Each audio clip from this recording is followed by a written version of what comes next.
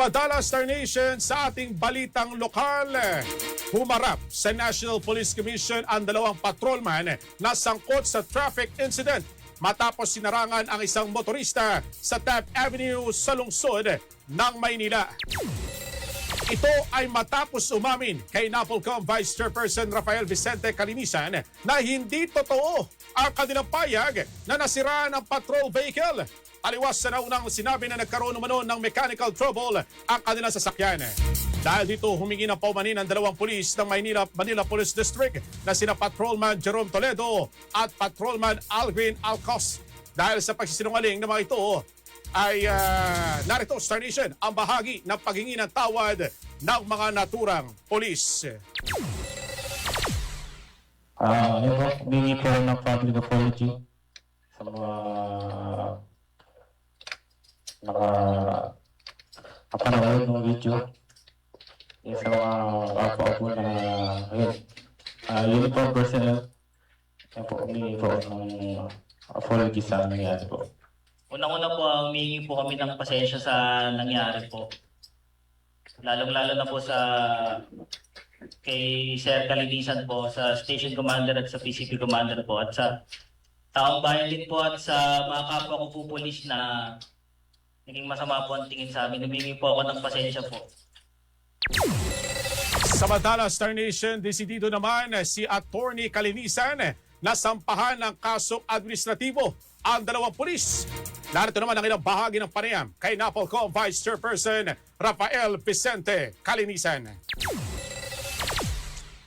The guy to my right lied to me and said nasiraan sila sa Ermita. And I was extremely offended with that statement.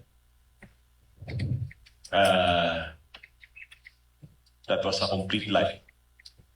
And I will not take it from a policeman, the lowest ranking mamal, the patrolman, lying to the commissioner of the National Police Commission. They will be facing admin cases. We will continue to file admin cases. Let us see where it will go. So, bukod doon sa incident doon sa Ermita, we have a perjured affidavit. I'm still thinking whether or not I should file cases also because they lied to my face. Extremely insulting. A patrolman lying to a commissioner of the National Police Commission. Kasi mismong LTO chief ang nag-text sa akin eh. Kaya ko nga nalaman tong insidente na to because the LTO coordinated with us. It is insulting. Diba? Another government agency calling out the Philippine National Police. So I was having a heart-to-heart talk with them na huwag natin sirain yung uniforme ng police. Do not destroy the good image of our police. Ako na nagmamakaawa sa inyo. Lahat ng tao, lahat ng police, nagtatrabaho para sa taong bayan. We are serving and protecting our people, putting their lives at risk every single day. All our policemen are doing that. Itong NAPOLCOM doing all for your morale and welfare. And here you are, stopping in Ermita, trying to flex against a fellow motorist. For what? For ego? I think that's the silliest reason.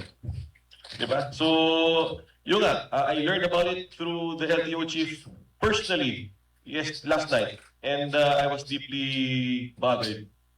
Hence this action. Pero, yeah, the LTO chief needs to do what he needs to do. The NAPOLCOM needs to do what it needs to do. So, bahala na kayong dalawa kung anong gusto nyo gawin sa buhay nyo. Star FM News Connect.